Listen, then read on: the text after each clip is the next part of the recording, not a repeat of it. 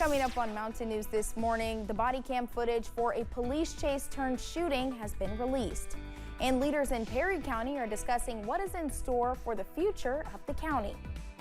Dedicated to Eastern and Southern Kentucky, this is WYMT Mountain News This Morning.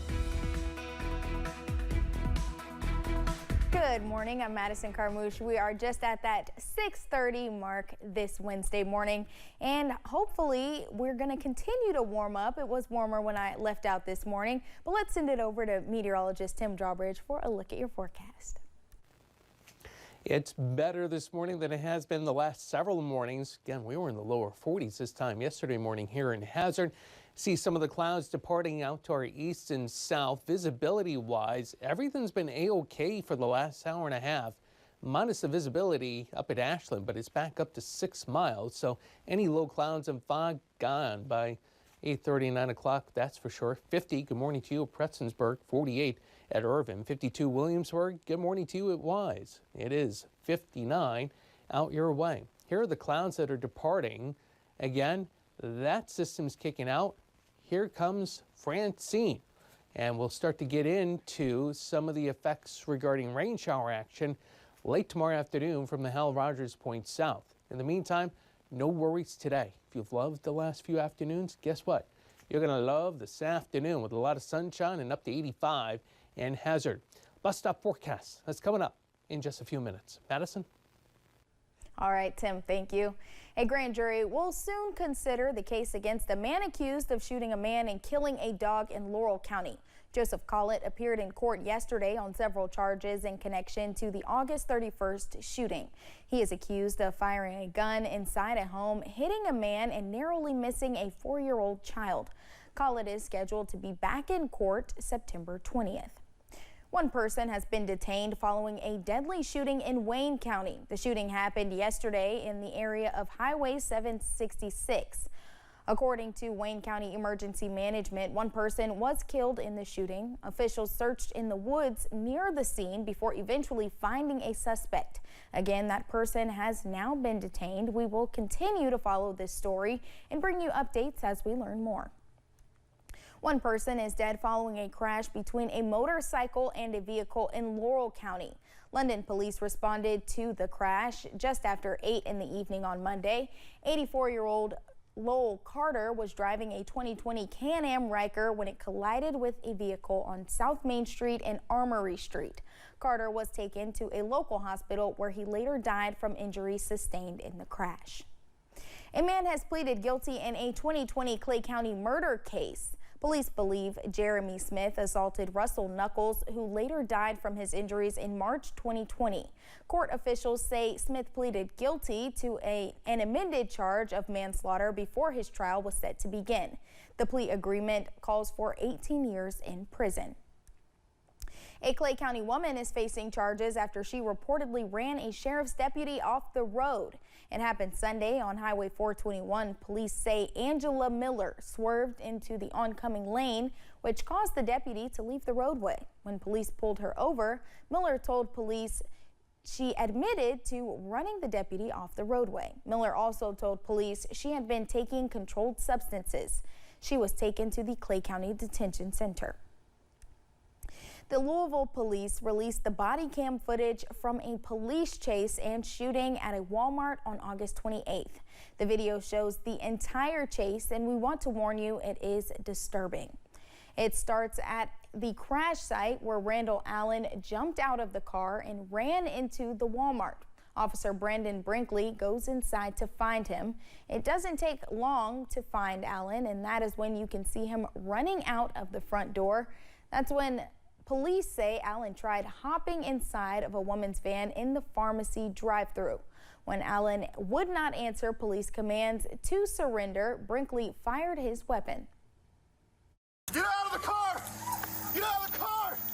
Get out of the car! Get out of the car! Get out of the car! Get out, man! Get out! Get out of the car now! Hands up! Hands up! Hands up! Shots fired! Hands up! Get your hands up now! After backup arrives, officers are able to drag Allen out of the car and get him into custody. He spent several days at the hospital recovering after he was shot.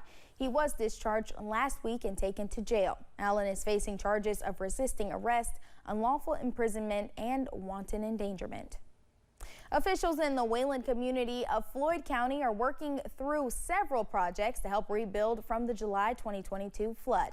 Mayor Jerry Foltz says they have been working on several projects to help them toward their goal of keeping folks in the area. He says one of the projects is installing a warning system whenever water levels get too high.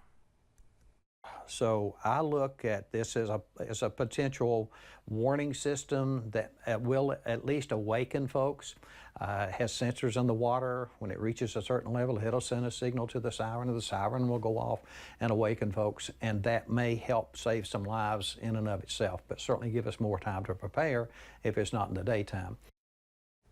Foltz says they are working on drainage projects to help the flow of water if flooding were to happen.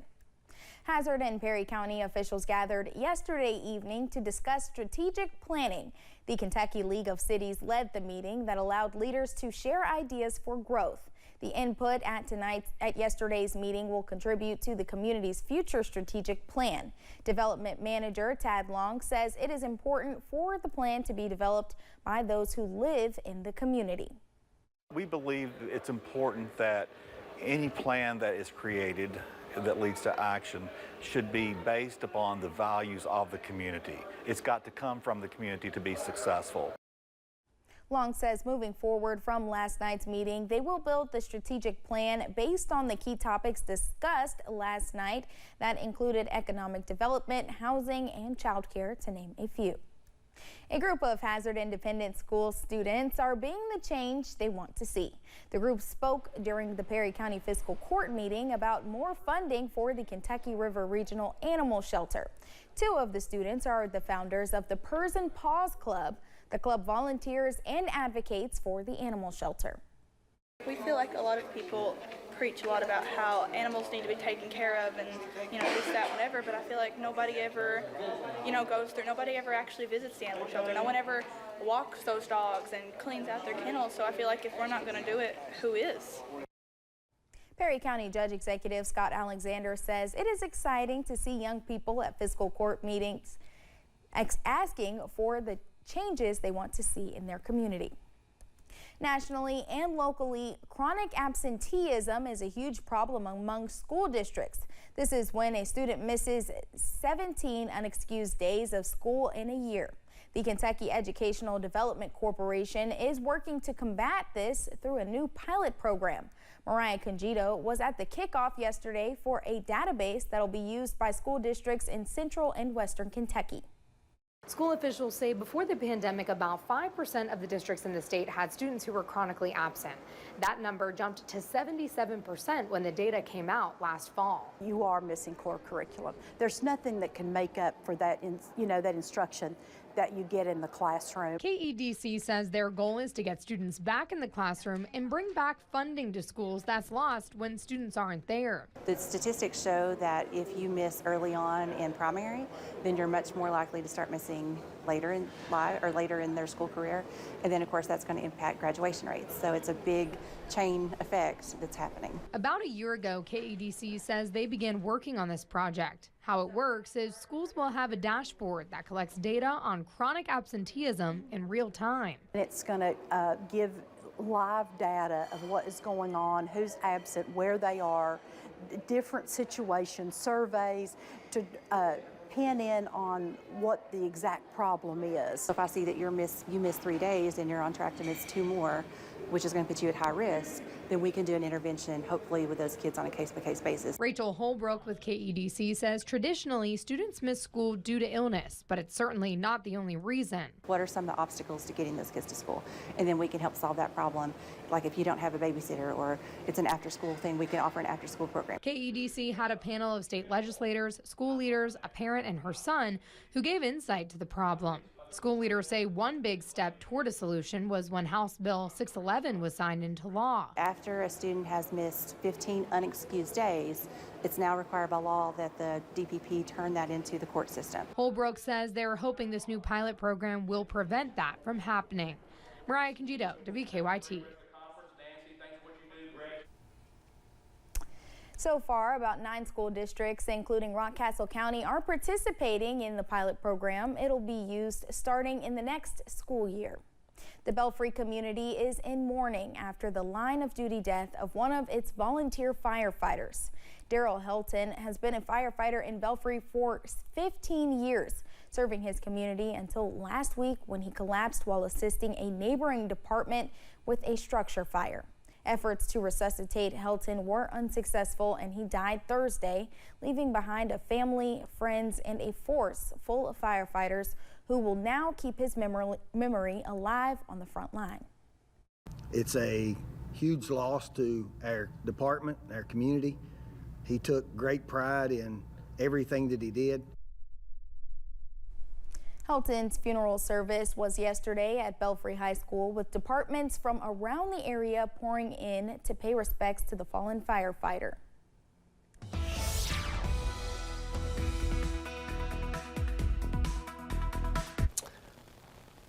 About 6:40 on this Wednesday morning. Got a little weakness rotating through the flow. High pressure coming back and taking over. That's a good thing in the weather department, right?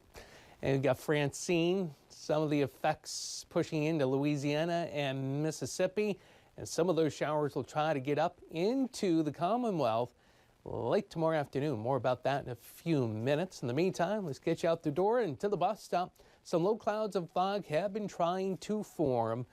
Not a widespread issue this morning. It's 46. Temps warm up into the lower 50s, lower 50s. So we make our way into the next hour. And then, that would be here in Hazard, by the way, mid-70s at the lunch hour and 85 for the afternoon high. All right, how does Francine affect our weather? We'll let you know. Your ARH First Alert 7-day forecast coming up in a few minutes. Madison? Thanks, Tim, and thank you for joining us. The time is now 6:41. Still to come on Mountain News this morning. Tim Tebow is on the Hill to join lawmakers in supporting new legislation to identify and rescue victims of online child sexual abuse.